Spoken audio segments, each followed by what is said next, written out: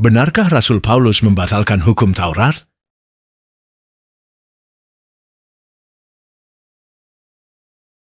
Boxer Muslim, Kristen boxer. Bukan, Islam. Oh, Islam bagus. Bukan Muslim ya, Islam ya. Ya, Muslim. ada yang mau disampaikan atau mau ditanya, Pak?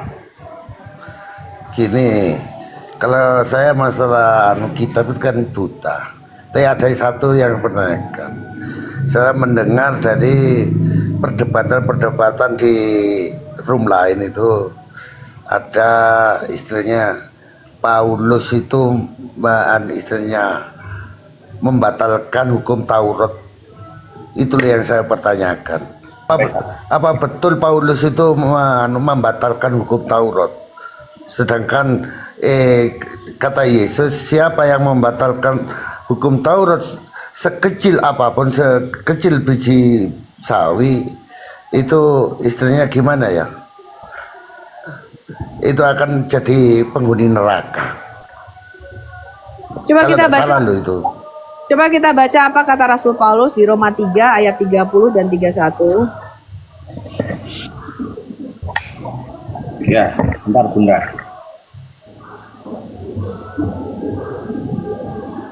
Berapa, Bu? Roma 3 ayat 30 dan 31. 30 dan 31 ya. Ya, ini karena memang kalian tidak pernah membaca secara utuh ya, begini nih jadinya. Tadi loh bacanya tuh patah-patah itu loh. Saya bacakan ya, teman-teman ya. Saya baca aja. Artinya ayat 30 ya. Artinya kalau ada satu Allah yang akan membenarkan baik orang-orang bersunat karena iman maupun orang-orang tak bersunat juga karena iman. Jika demikian, adakah kami membatalkan hukum Taurat karena iman? Sama sekali tidak. Sebaliknya kami meneguhkannya. Kalau kita merujuk ke Ulangan 6 ayat 4 ya. Dengarlah hai orang Israel, Tuhan itu Allah kita, Tuhan itu Esa. Demikian, Bu. Lihat ini Pak, tulisan Rasul Paulus.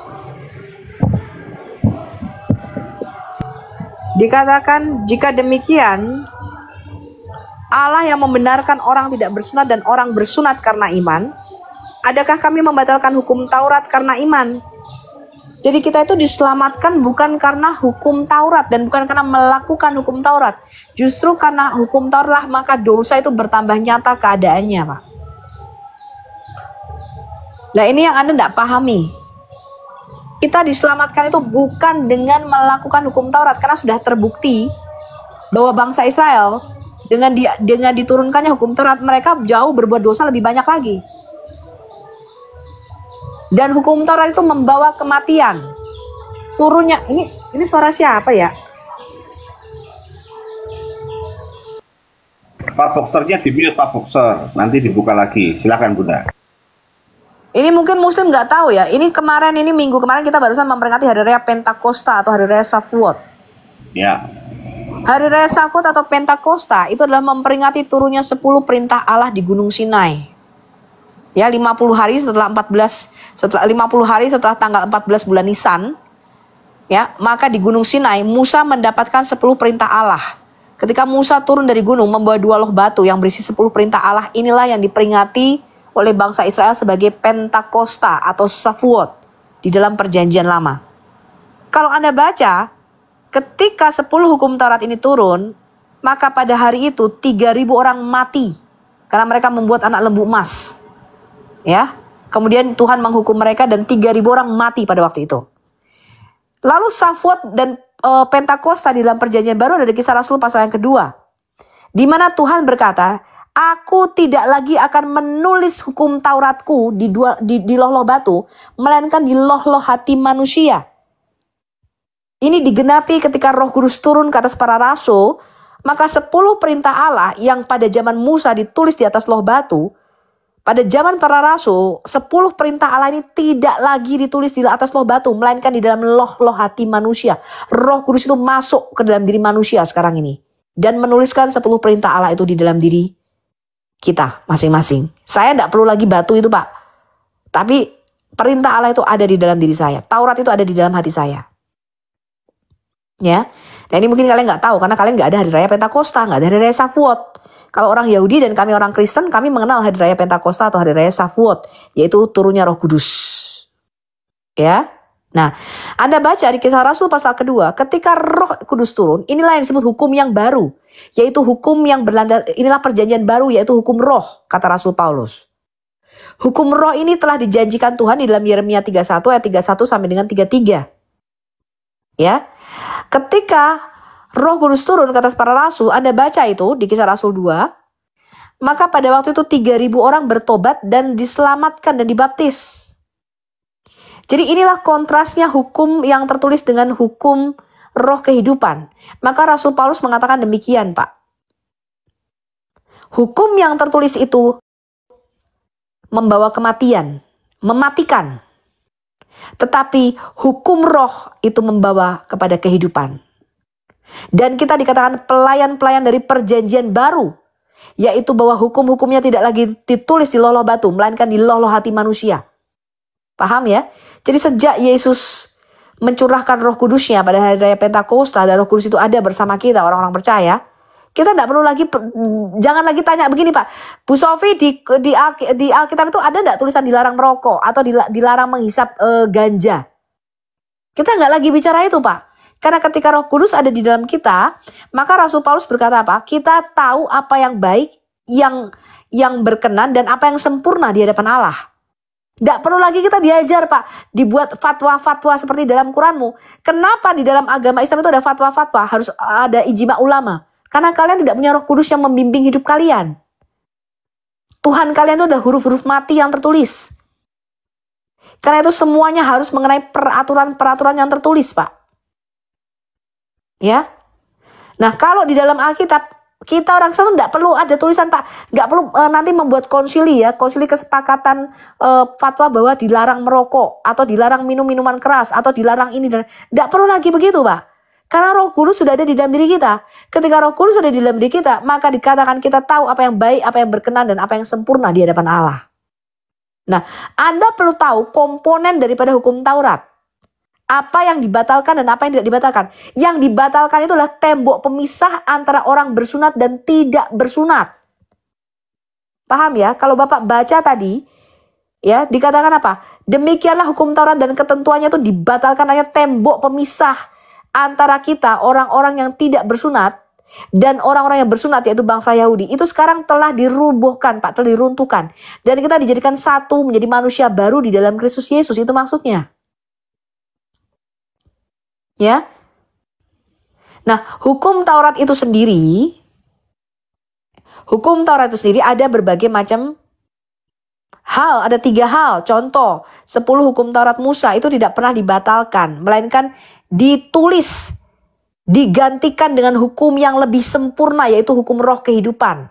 Maka Taurat Musa itu tidak lagi ditulis di batu, melainkan di dalam loh hati manusia.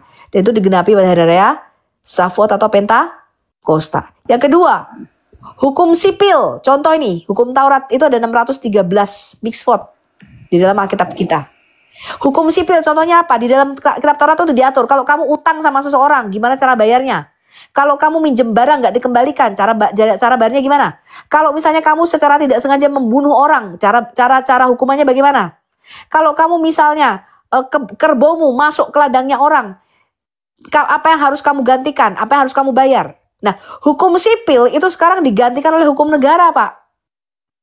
Paham ya? Jangan lagi tanya, lu nggak ada lagi kebo masuk ke tetangga, nggak ada lagi. Sekarang yang terjadi ada tabrakan mobil. Kalau ada mobil nabrak, lah ini pakai hukum apa ini? Di kitab Taurat nggak ada, karena pada zaman Musa nggak ada mobil. Jadi nggak mungkin Tuhan menuliskan hukum, nanti kalau kamu terjadi tabrakan mobil, cara gantinya gini ya, pakai asuransi ya. Nggak ada begitu-begitu, Pak. Ya, karena hukum sipil itu berjalan sesuai dengan generasinya pada waktu itu.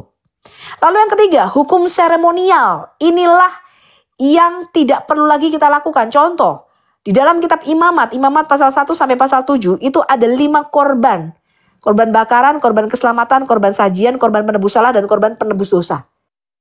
Ini kelima korban ini tidak perlu lagi dilakukan, Pak. Ketika kita ingin mendapatkan pengampunan dosa, maka kita tidak perlu lagi membawa kambing ke Yerusalem karena bait sucinya saja udah nggak ada. Bagaimana caranya Sofiatul kalau saya meminta pengampunan dosa? Dengan darah Yesus, karena Yesus adalah anak domba Allah. Maka tidak perlu lagi saya bawa kambing ke Yerusalem seperti pada zaman Musa. Inilah yang dibatalkan, yaitu hukum seremonial. Paham ya Pak? Jadi komponen hukum Taurat itu ada 3 Pak. Pertama hukum moral, 10 perintah Allah. Jangan ada padamu Allah lain di hadapanku, jangan bersaksi dusta, jangan menyembah berhala, jangan berzina, jangan mencuri. Itu nggak pernah dibatalin, tetapi ditulis dalam loh hati manusia. Menjadi perjanjian yang baru di dalam hati kita melalui Roh Kudusnya. Yang kedua, komponen hukum Taurat yang kedua adalah hukum sipil. Ya. Itu macam-macam tuh diatur. Masalah perkawinan, ya kan, masalah kalau kamu menghamili anak orang, macam-macam Pak itu hukum sipil itu macam-macam. Ya, utang piutang. Kayak gitu-gitu. Itu sekarang diatur oleh negara. Paham ya? Lalu hukum seremonial itulah yang dibatalkan. Karena hukum seremonial itu merupakan bayang-bayang. Cuma gambaran tipologi pada Mesias, anak domba kita. Maka sekarang kita dengan kematian dan kebangkitan Yesus, dengan karya penebusan Yesus, saya tidak perlu lagi bawa domba untuk disembelih Pak. Kayak Anda kemarin Idul Adha, karena Anda itu nggak punya Roh Kudus di dalam dirimu, Anda itu masih bawa kerbau, bawa kambing, bawa sapi, lalu berharap nanti kalau melewati Shirathul Mustaqim nanti Anda pakai kambing, pakai kerbau, pakai sapi. Nggak begitu Pak. Itu sudah ada kayak gitu-gitu. Iya, kalau kita kan orang Muslim, masa punya Roh Kudus, berarti kan Kristen saya. Kalau punya Roh betul. Kudus. Makanya Anda karena iya, tidak dididik oleh Roh Kudus, Anda kita kan punya keyakinan sendiri-sendiri. Anda orang Kristen punya Roh Kudus. Betul. Kita orang Islam kan punya Allah, kan gitu. Punya Allah. Emangnya Allah itu ada? Kalau dalam diri kita ada, saya yakin ada dalam diri kita. Loh itu kan hanya keyakinan. Loh, itu kan cuma keyakinanmu. Iya, keyakinanku. Makanya kalau saya menyimpulkan, tolong didengar ya. Kalau orang Islam nggak akan mengerti orang Kristen. Kalau orang Kristen juga tidak akan bisa memahami orang Islam. Kalau kita punya keyakinan sendiri-sendiri. Saya kasih tahu baik-baik, saya jawab. Kalau Kristen itu tidak perlu Quranmu, Pak. Kristen itu tidak perlu Muhammad. Makanya saya sepanjang saya puluhan tahun menjadi Kristen. Sebaliknya toh. Loh, kalau kalian selalu orang Islam nggak perlu Roh Kudus orang Islam itu. Ya makanya kalian dalam kegelapan, Pak. Karena Roh Kudus adalah Allah itu sendiri. Sebentar, saya jawab dulu. Makanya aku bilang kalau orang Kristen nggak akan bisa memahami apa yang dilakukan orang Islam. Bukan orang Islam juga tidak bisa memahami orang Kristen. Bukan nggak bisa memahami. Kami nggak butuh gitu loh. Saya kasih ada contoh. Sama sebaliknya tos. Oh nggak bisa Pak. Islam itu selalu butuh. Aku nggak butuh Roh Kudus itu nggak butuh sama sekali nggak butuh. Anda butuh Isa yang disebut Yesus itu, kata Anda. Silakan Bu. Nggak butuh, aku nggak butuh Yesus. Aku nggak apa-apa kalau nggak butuh, nggak apa-apa. Kita berbeda. Iya. Silakan Bu Sofi. Nggak butuh. Saya tanya ya Pak, masuk akal nggak Pak?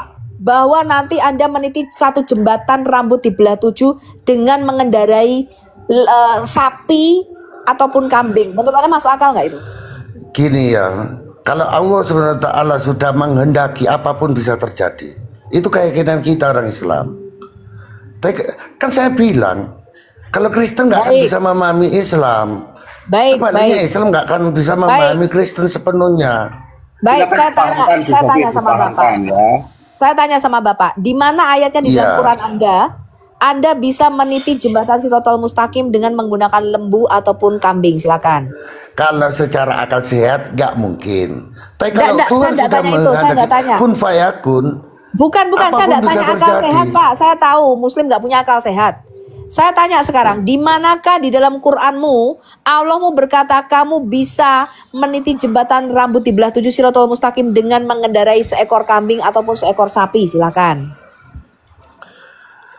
Mohon maaf ya kalau dia aku ini kan kurang paham masalah kitab itu kan kurang paham. Tuh, manusia itu punya tingkatan loh. Jangankan orang Islam, orang Kristen pun kalau yang awam nggak akan berhenti ditunjukkan Injilnya. Pak Boxer, ya. Kalau sampai ada di dalam Quranmu Sirotol Mustaqim, jembatan Sirotol, dan kamu bisa menitinya dengan menggunakan sapi atau kambing, saya buka kamera mualaf saya, Pak. Lu itu terserah Anda. Aku nggak mau. Bukan terserah saya. Nah, ini membuktikan bahwa iman Anda itu tidak berdasarkan Al-Quran. Betul nggak, teman-teman? Itu menurut Anda itu. Ulama pasti. Loh ya iya. Orang apa yang ritual yang kamu lakukan nggak ada di Quran. Saya nggak akan menyalahkan Anda. Itu kan beda, Pak. Anda untuk beda. menilai kita. Kalau saya ditanya dari tadi saya menjelaskan menggunakan ayat Alkitab. Betul nggak, teman-teman? Ya betul. Gini, karena iman saya itu ada di dalam Alkitab saya, Pak. Tapi kalau orang Islam ditanya, menurut ulama ini, tafsir ini, hadis itu, nanti kalau di dalam hadis nggak ada, pakai ijma ulama. Kalau udah yang tanya ke yang yang istilahnya yang pakarnya, insya Allah Anda akan dibantah dengan pakarnya Anda aja nggak bisa jawab pertanyaan saya. Coba masuk ke roomnya Zuma. Coba debat sama Zuma. Saya sudah berkali-kali debat sama Zuma, Pak. Coba ngerti. Dia insya Allah ngerti. Saya sudah berkali-kali debat sama Zuma. Masuk ke roomnya Zuma. Kalau aku mohon maaf. Zuma cemen, Pak. Kita itu besar hati. Mengakui. Zuma sudah ditantang, ini belum datang loh, Pak.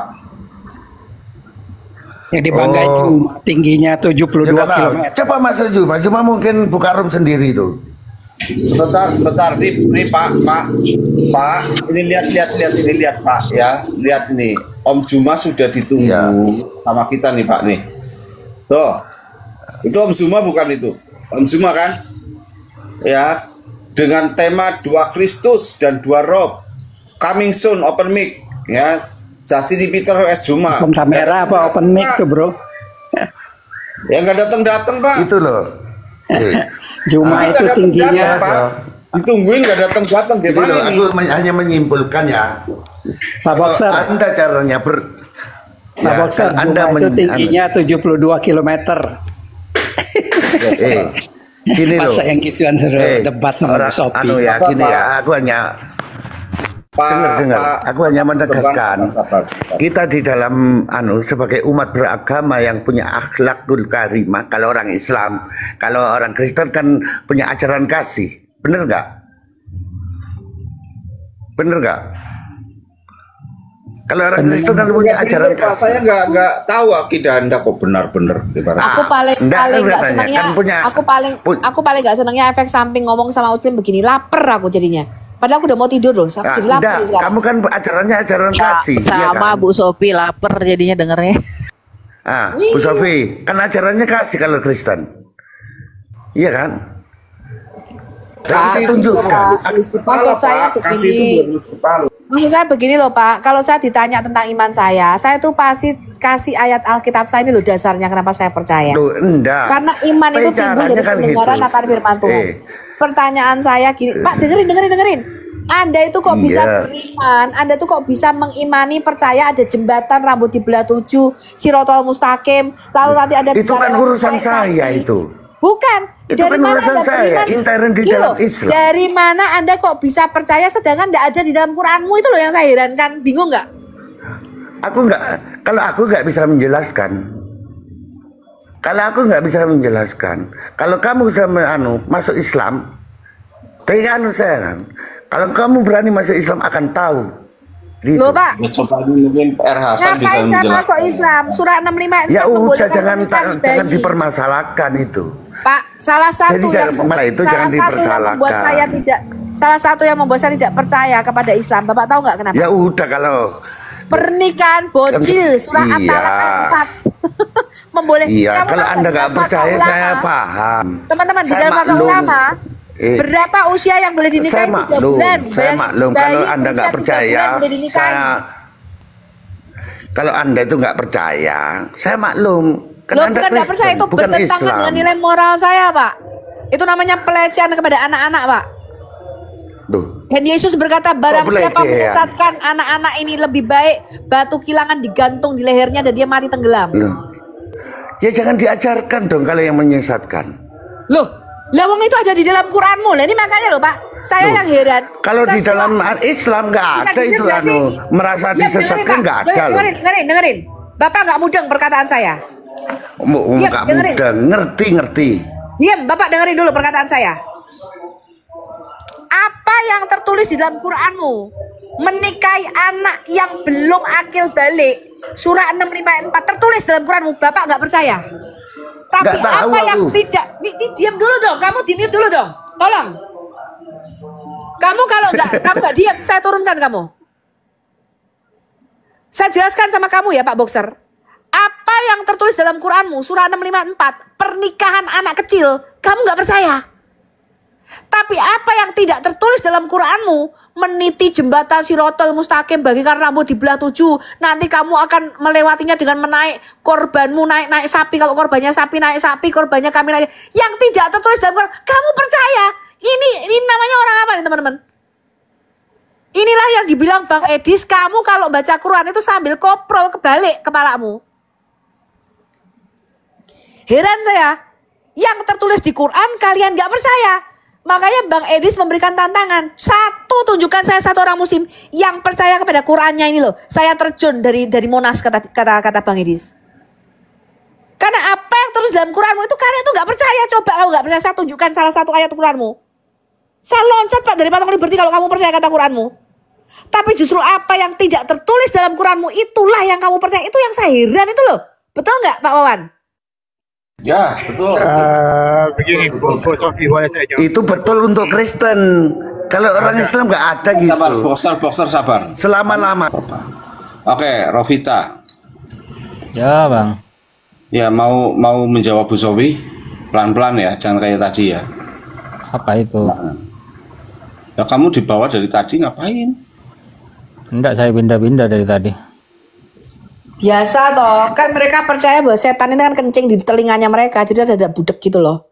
Budek dikit. Apa ya? Ya apa sudah gitu. Lo iya dong, kamu naik terus mau apa? Nggak mau jawab saya tadi. Coba saya tanya sama kamu Rovita, betul tidak bahwa setan itu kencing di telingamu? Ya terus kenapa? Jadi kamu udah segede ini masih percaya cerita dongeng itu? Mana dalilnya? Loh, kok terus kenapa? Loh kamu nggak pernah baca hadis kalau setan itu kencing di telingamu?